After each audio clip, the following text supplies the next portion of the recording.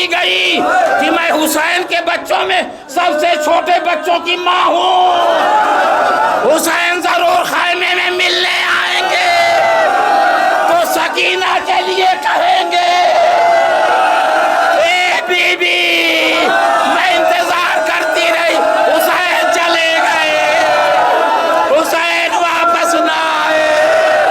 اب جو خیمے کا پردہ اٹھایا، دیکھا سر نیزے پر ہے۔ اے میرے والد، جب تک رباب زندہ رہے گی، رباب روتی رہے گی۔ اعوذ باللہ من الشیطان الرجیم، بسم اللہ الرحمن الرحیم، الحمدللہ رب العالمین، والصلاة والسلام علی سید الانبیاء والمرسلین، سیدنا والنبینا وشفیع ذنوبنا وحبیب قلوبنا وطبیب نفوسنا، مولانا ابی القاسم محمد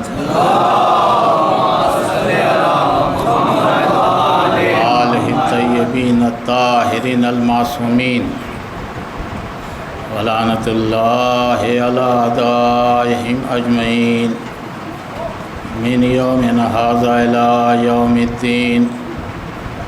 اما بعد فقد قال سبحانہ تبارک و تعالی فی کتابہ المبین وفرقان الحمید، بسم اللہ الرحمن الرحیم، وَيُطْعِمُونَ الطَّعَامَ عَلَىٰ حُبِّهِ مِسْكِينًا وَيَتِيمًا وَأَسِيرًا۔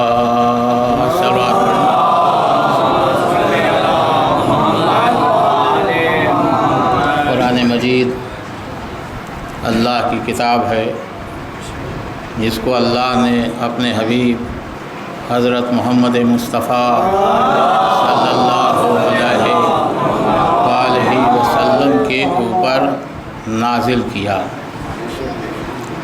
پیغمبر کو ہم دل کی گہرائیوں سے چاہتے بھی ہیں اور مانتے بھی ہیں، تو ہم کتنا قرآن پڑھتے ہیں یہ ہر چاہنے والا اور ماننے والا جانتا ہے نا۔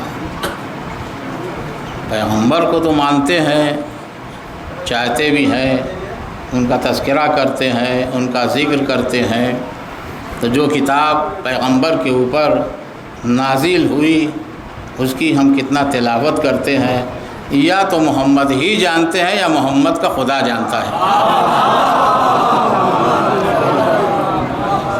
اور یہ نہ کبھی تصور کیجئے گا کہ ہم نے فضائل پڑھا تو بڑی تعریف ہوئی، مصائب پڑھا تو بہت گریہ ہوا۔ دیکھیے ہر شے کے لیے، ہر چیز کے لیے اس کی معرفت کا ہونا ضروری ہے، ورنہ ہمارے اور آپ کے گریوں کو دیکھ کر غیروں کی بھی آنکھوں میں آنسو آ جاتا ہے، لیکن دیکھ کے آنسو بہا دینا اور ہے، معرفت کے ساتھ آنسو بہانا اور۔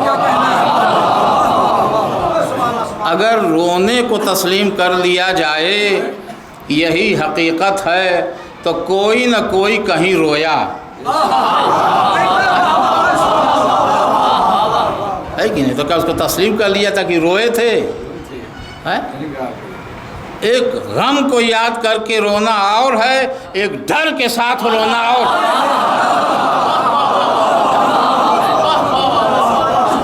سانپ آ گیا تو رونے لگے، ارے جہاں محمد ہو سانپ کیا کرے گا؟ اس کا مطلب یہ ہے کہ محمد کو مانتے تھے، ہے نا، لیکن دل سے نہیں مانتے تھے، ہے نا۔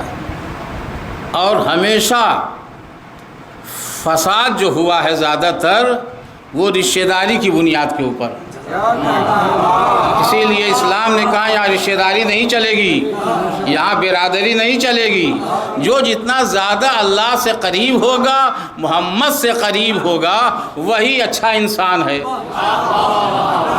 ورنہ رشتہ داری اگر دیکھا جائے گا تو سمجھ جائیے گا کہ ہم اور آپ پیچھے رہ جائیں گے، ابو لہب ابو جہل جنت میں چلے جائیں گے، ہے نا؟ ہاں، یا جو پہلے گئے ہیں وہ جا کے بیٹھے رہیں گے، ہے نا؟ قرآن پڑھیے آپ سورہ مدثر، اس میں ایک جگہ یہ ہے کہ کچھ جنت میں ہوں گے، کچھ دوزخ میں بیٹھے ہوں گے۔ جو دوزخی ہوں گے وہ ظاہر سی بات ہے کہ دوزخ میں ہوں گے، جو جنتی ہوں گے وہ جنت میں ہوں گے، ہے؟ تو ایک دوسرے سے ایک دوسرا پوچھے گا کہ وہ کون سی چیز ہے کہ جو تمہیں کھینچ کے دوزخ میں لائی، ہے نا؟ دیکھیے یہ جنت کی آرزو اور تمنا لوگ کرتے ہیں، وہ اللہ کی جنت ہے نا؟ اور جی جنت میں ہم اور آپ بیٹھے ہیں، یہ حسین کی جنت ہے۔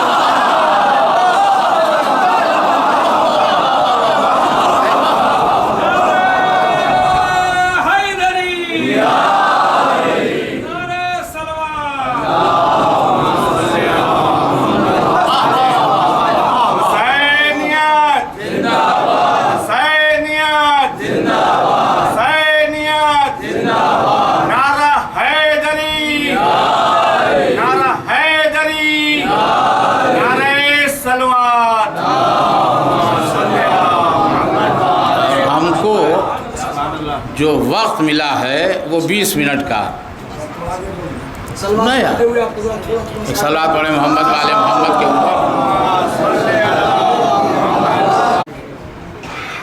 جو سب اس اطمینان میں زندگی گزار رہے ہیں کہ ہمیں اللہ کی جنت ملے گی۔ بھئی کیوں ملے گی؟ کہ ہم نے حج کیا ہے، ہم نے روزے رکھے ہیں، ہم نے نمازیں پڑھی ہیں، ہم نے تمام عبادات کو انجام دیا ہے، اس لیے ہم جنت میں جائیں گے۔ جو چاہ رہے ہیں آپ دیکھیے، تمام عبادات دھرے رہ جائیں گے اگر اس فاعل کے اوپر علی کی ولایت کی مہر نہیں لگی ہوگی۔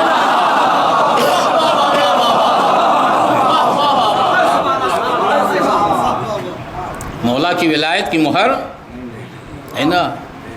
یہاں سب نے بقین بقین کہا تھا، مگر بعد میں سب بھول گئے کہ کیا کہا تھا۔ جو چاہ رہے ہیں قرآن کے اندر سب کچھ موجود ہے، اللہ کا بھی تذکرہ ہے، سب مانتے ہیں، ہے کہ نہیں؟ جہاں محمد اور آل محمد کا معاملہ آیا وہیں کے اوپر بات سمجھ میں نہیں آتی۔ دیکھیے یہ اصلاح کا مہینہ ہے، کیا آپ نے جو کچھ ہمیں 11 مہینے نہیں ملتا، وہ یہ مہینے میں سب کچھ ہمیں سننے کو ملتا ہے۔ لوگ کہتے ہیں کہ مجلس سے آج تک کیا ملا؟ کا سب سے بڑی چیز تو ہمیں یہ ملی کہ ہمارے چھوٹے بچوں کو بیٹھنے کا سلیقہ ملا۔ نہیں، اچھا بڑے بڑے پروگرام میں آپ جائیے دیکھیے کیا اسٹیج سجا ہوا ہے، اور بڈھوں کو بیٹھنے کا طریقہ اب تک نہیں ملا۔ ہونا یار آپ دیکھیے، غور جائیے جہاں تو دیکھیے کہ یہاں کا ماحول کیا ہے، یہاں کیا ہو رہا ہے۔ سب سے بڑی چیز مجلس حسین کے لیے تو یہ ہے کہ ایک گھر بنایا جاتا ہے جس کی نسبت حسین کے گھر سے دی جاتی ہے، جس کی نسبت فاطمہ کے گھر سے دی جاتی ہے، جس کی نسبت عزاخانہ حسینیہ سے دی جاتی ہے، اور وہ گھر اس جگہ بنایا جاتا ہے کہ وہ جگہ طیب و طاہر ہو، پاک و پاکیزہ ہو۔ کسی چوراہے پر ہم اہل بیت کا تذکرہ نہیں کرتے کہ راستہ گھیر لیا، ہے کہ نہیں؟ اب کوئی ادھر سے گزرے گا نہیں، ادھر سے آئے گا نہیں، چاہے لاکھ لوگ زحمتوں میں مبتلا ہوں۔ امام باڑہ اس لیے بنایا جاتا ہے، یہ گھر حسین کا ہے، آنے جانے والوں پر کوئی پابندی نہیں ہے نا؟ جو جہاں بیٹھا ہے اب آنے جانے والے جائیں، ہے نا؟ ہم سے کیا مطلب ہے؟ اس لیے کہ حسین کسی کے راستے کو روکنے کے لیے نہیں آئے تھے، حسین نیا راستہ بنا کے لوگوں लोगों کو بھیجنے کے لیے آئے تھے۔ ایک صلوات پڑھ دے محمد وآل محمد۔ تو ہمیں پہلے کربلا کو پہچاننا ہے نا۔ جنت میں تو انشاءاللہ سبھی جائیں گے جو حسین کا عزادار ہے نا، لیکن تھوڑا سا مشکل آئے گی۔ یہ دن مریں گے وہی دن نہیں جنت میں پھینک دیے جائیں گے، ہے نا۔ عالم برزخ کو رکھا گیا ہے۔ بعض ہمارے کچھ نوجوان بھائی دور دراز سے ہزاروں کلومیٹر کا سفر کر کے، سینکڑوں کلومیٹر کا سفر کر کے وطن آتے ہیں، جہاں سے چلے ہیں وہاں تو سب جا رہے ہیں، بھیا بہت بڑا حسین کا عزادار ہے، ہزاروں روپیہ خرچ کر کے جا رہا ہے۔ پتہ چلا کہ جب ذاکر جو ہے مسائب پر آیا تو سب چلے آ رہے ہیں، ہے نا۔ ہماری آنکھوں پر پردہ پڑ سکتا ہے، حسین کی آنکھوں پر پردہ نہیں۔ وہ دیکھ رہے ہیں یہ کب اٹھے ہیں، ہے نا، کب برش کیا ہے، کب چائے پیا ہے، کب ناشتہ کیا ہے۔ اب جو جا رہے ہیں تو مجلس اختتام پر ہے نا۔ یہ بقیہ وقت جو ہے وہ آپ نے اپنے کام کے لیے خرچ کیا ہے، مجلس کے لیے آپ نے کتنا وقت دیا، اور اس پر اطمینان ہے کہ جنت میں جائیں گے۔ جتنا حسین کی مجلس کو وقت دیا ہے اتنے ہی برابر جنت ملے گی، سن لیجیے۔ ہاں ہے کہ نہیں؟ کہا جائے گا نا کہ کتنا وقت دیا تھا مجلس میں، لہٰذا اتنا ہی جگہ دیا جائے گا جنت میں۔ اچھا، سب متمنی ہے کہ جنت ملے گی، اور حسین کی جنت سے پرہیز ہے، ہاں، یا نہیں آ سکتے؟ بھائی جو حسین کی جنت میں نہیں آ سکتا وہ اللہ کی جنت میں جا بھی نہیں سکتا۔ پہلے یہاں آؤ تاکہ فاطمہ اپنی نظروں سے دیکھ لے کہ کون حسین کا چاہنے والا ہے۔ جب یہاں تصدیق ہو جائے گی کہ یہ حسین کا عزادار ہے تو وہاں جانے میں آسانی ہوگی۔ یہاں بچ رہے ہیں، ہے نا، رمضان نہ آئے تو مسجد کا دیدار نہ ہو، اور اس کے بعد وہ تمام اہتمامات اور لوازمات کا اہتمام نہ ہو، تب بھی ہمارے یہاں مسجد میں سناٹا رہے گا۔ غلط تو نہیں کہہ رہے ہیں؟ پہلی صف میں جو 11 مہینے نماز پڑھنے والے نمازی ہیں، رمضان میں ان کو پہلی صف میں جگہ نہیں ملتی۔ نئے نئے نمازی اور اپنے نونہالوں کو لے کے کہ نہ اس کو معلوم کہ مغرب کی کئی رکعت ہے، نہ باپ کو معلوم کہ کئی رکعت ہے۔ اب جائزہ لیجئے، دیکھیے آپ کو لطف آئے گا کیسے کیسے نمازی آتے ہیں۔ سنا یار، ہم بھی بنارس میں 10 سال نماز پڑھایا اور 35-36 سال غازی پور میں نماز پڑھا، اس سال نہیں پڑھا سکے، ہے نا۔ کہ ٹیلی فون کی گھنٹی بجی، ہم تو محراب میں ہیں، کہیں کہ ہم دیکھ رہے تھے تو ہماری بھی نماز گئی، لیکن بہرے ہو کے تو نہیں پڑھا رہے تھے، ہے نا۔ ٹیلی فون کی گھنٹی بجی، ایک صاحب نے اٹھایا، کہا بعد نماز پڑھ رہا ہے، فوراً اسٹیشن پہنچ رہا ہے، سن تو یہ تو سن لیا یہ نماز ہو رہی ہے۔ اب بتائیے، اب ایسے لوگ جنت میں چلے جائیں گے تو کیا ہوگا؟ ان کا سامنے کا کھانا اپنے سامنے، ان کا شربت جو ہے ان کے سامنے، یہی سب ہوگا۔ جب اللہ کی عبادت صحیح طریقے سے نہیں ہو رہی ہے نا۔ اور ایک مزاج اور بتا دوں آپ لوگوں کو، ناراض مت ہوئیے گا، لوگ سمجھتے ہیں کہ بہت اچھی آواز ہے تو اس کو زیادہ موقع دیا جاتا ہے کہ بہت اچھی آواز ہے۔ اچھا، اچھی آواز نہ ہو تو اس کو حق حاصل نہیں ہے، اس کو حاصل نہیں ہے سلام پڑھنے کا، قصیدہ پڑھنے کا۔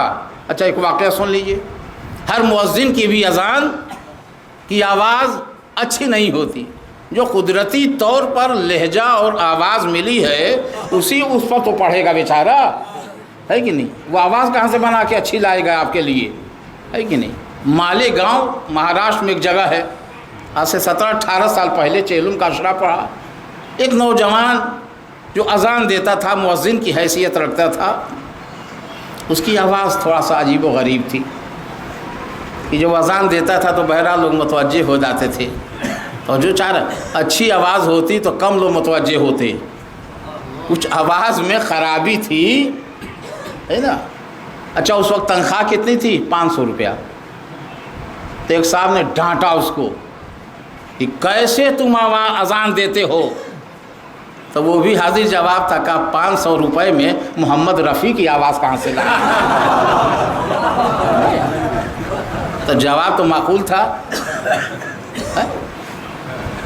تو اچھا جواب میں غلطی ہے تو آپ بتا دیجیے جو چاہ رہے ہیں. تو اب ذکر حسین کوئی کر رہا ہے تو سنیے. اب جاوید صاحب پڑھے کہیے ابن حسن صاحب تو اس طرح سے نہیں پڑھتے تھے، ابن حسن صاحب کتاب سے پڑھتے تھے. یہی کیا کم ہے کہ سب کی یہ مجلس پڑھ دے رہے ہیں. اور کیا ہے آپ نے؟ اچھا لوگ سمجھتے ہیں فلاں صاحب آئے تھے تو فلاں صاحب آئے تھے تو 25,000 روپیہ بھی تو خرچ کیا تھا، ان کے اوپر سینکڑا بھی نہیں خرچ ہو رہا ہے. تو ظاہر سی بات ہے کہ خرچ کیجئے. اب اس کے معیار پر پھر تولیے تو بات سمجھ میں آئے. کوئی ہوائی جہاز سے آ رہا ہے، کوئی پیدل چل کے اپنے گھر سے آ رہا ہے، فرق ہوگا کہ نہیں ہوگا؟ تو آج تک محمد سمجھ میں نہیں آئے. اور مسلمانوں کے درمیان آج بھی بحث ہے کہ پیغمبر کو روحانی معراج ہوئی تھی کہ جسمانی معراج ہوئی تھی. بحث ہے کہ نہیں؟ روحانی معراج ہوئی تھی کہ جسمانی معراج ہوئی تھی. اچھا ابراہیم نے خواب دیکھا تھا، اس تفصیل میں نہیں جانا ہے، مجلس طولانی ہو جائے گی، بعد میں لوگ کہیں گے صاحب مجلس تو دیر تک پڑھ دیا، اب کیا کرے، بعد میں بات آ رہی ہے تو کرے کیا، ہے نا. تو اسماعیل کو ذبح کر رہے ہیں ابراہیم، اور آسمان سے جنت سے دمبا آیا، اور کب سے اس قربانی کی یادگار منائی جا رہی ہے. دمبا مسلمانوں کی سمجھ میں آ گیا کہ جنت سے آیا تھا، اس کی یادگار منائی جا رہی ہے. دمبا سمجھ میں آ گیا کہ جنت سے آیا تھا.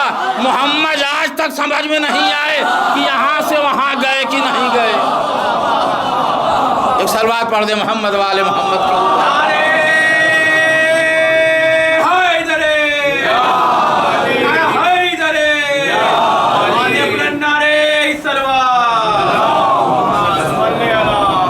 تو کسی کی چیز کو بھی سنیے تو اس پر غور کیجیے کہ کہنے والا کہہ کیا رہا ہے نا. تو بات سمجھ میں آئے گی کہ بات حقیقت ہے. قرآن میں آدم سے لے کے عیسیٰ تک کا تذکرہ ہے، کسی کو کوئی اعتراض نہیں ہے. لیکن جہاں محمد اور آل محمد کا تذکرہ ہے وہیں پہ بات جو ہے سمجھ میں نہیں آتی. اس کا مطلب ہے کہ دنیا محمد اور آل محمد سے دور رہی ہے نا. یہ دوری ہی کا نتیجہ ہے کہ نہیں کہ آج ہم خسارے میں ہیں، آج ہم گھاٹے میں ہیں، ہے نا. ہم دنیا میں ٹھوکریں کھا رہے ہیں، ہم دنیا میں مارے جا رہے ہیں، ہم دنیا میں ذلیل ہو رہے ہیں، ہم دنیا میں رسوا ہو رہے ہیں. کیوں ہو رہے ہیں؟ کہ ہم مسلمان ہیں. جہاں جہاں دیکھیے فساد ہوتا ہے، دنگے ہوتے ہیں، وہاں کے اوپر ایک طرفہ ظلم ہوتا ہے کہ نہیں ہوتا ہے. کیوں؟ اس لیے کہ ہم مسلمان ہیں. مرنے کے بعد وہاں بھی مارے جائیں گے. کیوں مارے جائیں گے؟ کہ یہ مسلمان نہیں تھا. نہیں یہاں مارے جاتے ہیں کہ مسلمان ہیں، وہاں مارے جائیں گے کہ مسلمان نہیں تھا. توجہ چاہ رہے ہیں آپ؟ ایک بہت بڑا پروگرام پٹنہ میں ہوا تھا. غیر مسلم نے کہا کہ یہ مسلمان قیامت تک ذلیل ہوگا اس لیے کہ اس نے آل رسول کو ذلیل کیا. تو جو دوسروں کو ذلیل کرتا ہے وہ ایک نہ ایک دن ضرور ذلیل اور رسوا ہوگا. ایک صلوات پڑھ دے محمد والے محمد کے. ایک اور صلوات پڑھے محمد والے محمد کے اوپر.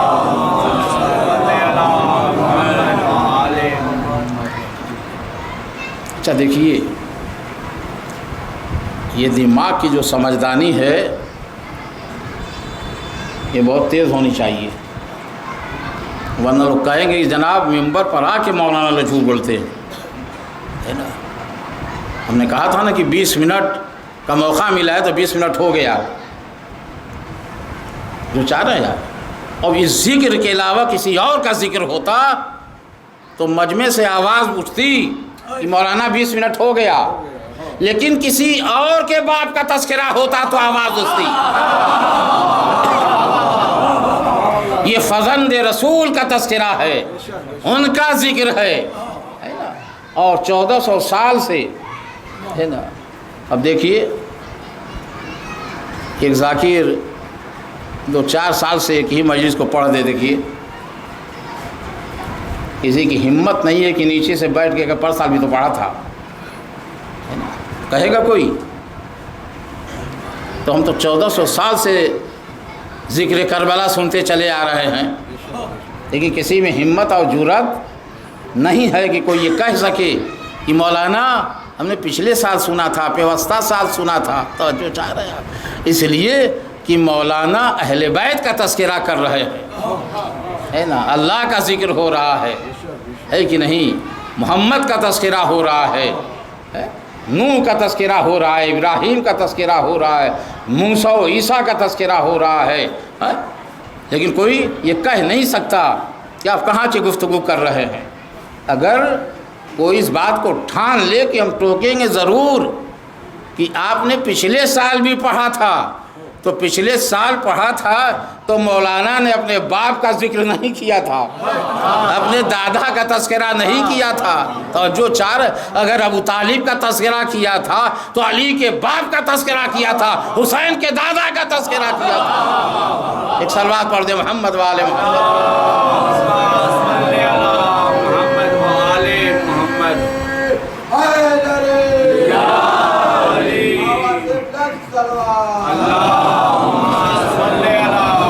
دیکھیے یہ اس سال کے محرم کی ہماری پہلی مجلس ہے بھائی۔ ہم نے جہاں بھی اشرا پڑھا تو 5 اور 6 محرم سے تھوڑی کسی نے پڑھوایا ہم کو، چاند رات نہیں تو پہلی محرم سے، لیکن وقت اور حالات انسان کو اتنا کمزور بنا دیتا ہے، یہ اس کی کمزوری ہے یا اس کی مجبوری سمجھیے، جو چاہ رہا ہے۔ پرسوں بھی ہم نے اپنے بھائیوں کے کہنے پر کہہ دیا تھا کہ ہم آج کی مجلس 3 محرم کی پڑھیں گے، لیکن ہمت نے ساتھ نہیں دیا، ہے نا۔ اور جب سے آ رہے ہیں اس عزا خانے میں 4 محرم کو پڑھتے تھے، اس سال جو ہے 5 محرم کو مجلس پڑھنے کا موقع ملا، ہو سکتا ہے کل بھی پڑھیں، اور بھی جو چند مجلسیں ہیں اس کو بھی پڑھ دیں گے۔ اگر حسین پڑھوائیں گے تو انشاءاللہ ضرور پڑھیں گے، ہے نا۔ لیکن ایک بھائیوں نے پٹنہ میں کم سے کم 6-6 7-7 مجلسیں ایک دن میں پڑھا ہے، اور پوتنحلی میں چہلم کے دن اور رات ملا کے 19 مجلس پڑھا ہے، اور آج حالات نے اتنا کمزور بنا دیا ہے کہ ایک مجلس پڑھنے کے لیے سوچنا پڑ رہا ہے، وہ چاہ رہے ہیں، ہے کہ نہیں، اور اس مصیبت اس حادثے کا تذکرہ بھی نہیں کرنا ہے نا۔ ایک انسان کے لیے، ایک باپ کے لیے، ایک ماں کے لیے سب سے بڑی مصیبت کہ اس کی زندگی میں اس کی اولاد کا اٹھ جانا سب سے بڑا سخت امتحان ہے۔ کربلا کو سمجھنا آسان نہیں ہے، سن لیجئے آپ، زندگی بھر کربلا کا تذکرہ کیجئے، لیکن کربلا کا سمجھ میں آ جانا نا یہ آسان نہیں ہے۔ سنیں آپ، یہ سلام ہے اس حسین کے اوپر، یہ قاسم کے جسموں کے ٹکڑوں کو اکٹھا کر کے چادر میں رکھنا یہ حسین کا کام تھا۔ اسی لیے حسین جب امتحان دے رہے تھے تو جنت خالی ہو گئی، سب کربلا میں تھے، ہے کہ نہیں؟ جن کا نام کربلا کے لیے لکھا گیا تھا، اس کے علاوہ لوگ کربلا پہنچے مگر حسین نے واپس کر دیا، جعفر چلے جاؤ، اب تمہارا کام نہیں ہے یہاں۔ اس امتحان کو سب نہیں برداشت کرتا تھا، نہ سب اس امتحان کو دیکھ سکتا تھا، یہ صرف کربلا والوں کے حق میں، صحیح کہ نہیں؟ اور سلام ہے اس حسین کے اوپر۔ دیکھیے جہاں بہت سے اجزاء ہوں اور بیٹے کا آخری وقت ہو تو لوگ سنبھالے رہتے ہیں، کبھی نظر جو ہچکیاں لے رہا ہے اس پر جاتی ہے، کبھی صاحب غم کی طرف جاتی ہے، لوگ بازو پکڑے رہتے ہیں، گھبرانے کی ضرورت نہیں ہے، ہم ساتھ ہیں، مولا قریب ہیں۔ اور کیا یار اتنا ہوتا ہے کہ نہیں ہوتا ہے؟ ہمارے یہاں خود ہوا ہے، ہاسپٹل میں بچی کا انتقال ہوا ہے کہ نہیں؟ تو عابد موجود، قیس موجود، نہیں یار، جوان بھائی موجود، ماں باپ بھی موجود، اور کیا یا آپ نے، ہے نا، سہارا دینے والے تھے تو، ہے نا، آنکھوں سے دیکھا ہے سارے منظر، اور کیا ہے آپ نے، تو سنبھالنے والے وہاں موجود تھے۔ ہائے کوئی سنبھالنے والا نہ ہو، اس حسین کے دل سے پوچھے کہ جوان بیٹا ایڑیاں رگڑ رہا ہے اور کوئی نہیں،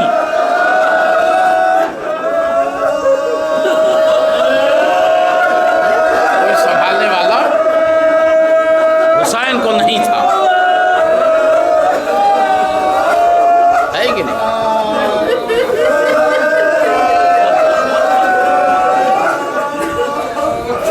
علی اصغر کے لیے پانی کا طلب کرنا اور اس کے عوض میں ہرملہ کا تیر جانا، کوئی اور دیکھ رہا تھا سوائے حسین کے؟ یہ جو کھانا اور جو پانی مل رہا ہے حسین کی قربانی کا صدقہ، اگر خون علی اصغر کو زمین پر پھینک دیا ہوتا تو قیامت تک دانہ نہ اگتا، آسمان کے حوالے کر دیا ہوتا تو قیامت تک بارش نہیں ہوتی۔ اب بتائیے حسین کیا کرتے؟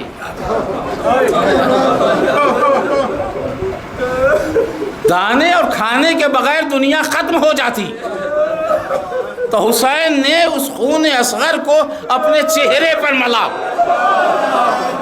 کہا اسی عالم میں میں قیامت کے دن اپنے نانا سے ملاقات کروں گا۔ نانا یہ امت نے صلہ دیا، اجرکم علی اللہ، خدا آپ کو کسی غم میں نہ رلائے سوائے مظلوم کربلا کے۔ بس 2-3 منٹ سن لیجئے۔ آج 5 محرم ہے اور 6 مہینے کے بچے سے یہ تاریخ منسوب ہے، بلکہ مخصوص ہے۔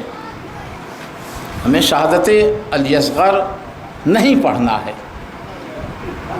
لیکن اس بیوی کو اللہ نے 2 بچے دیے ہوں، ایک سکینہ ایک علی اصغر، اور اس بیوی کے دونوں بچے مر گئے، ہمیں کربلا کی مکمل شہادت بھی نہیں پڑھنا ہے، جتنا پڑھ سکیں آپ سن لیں، دل میں بہت کچھ ہے لیکن پڑھ لینا آسان نہیں ہے، نہیں آپ پڑھ لینا، مصیبت پڑھنے پر اس مصیبت کو برداشت کر لینا، اگر کربلا نہ ہوتی تو انسان گھٹ گھٹ کے مر جاتا، لیکن ان کربلا والوں کی ماؤں نے اپنے کو کتنا سنبھالا ہے، لیکن شام سے آنے کے بعد کوئی بیوی 1 سال اور 6 مہینے سے زیادہ زندہ نہیں رہی، کوئی بیوی زندہ نہیں رہی، دنیا سے چلی گئی۔ کربلا میں سب کی شہادت ہو گئی،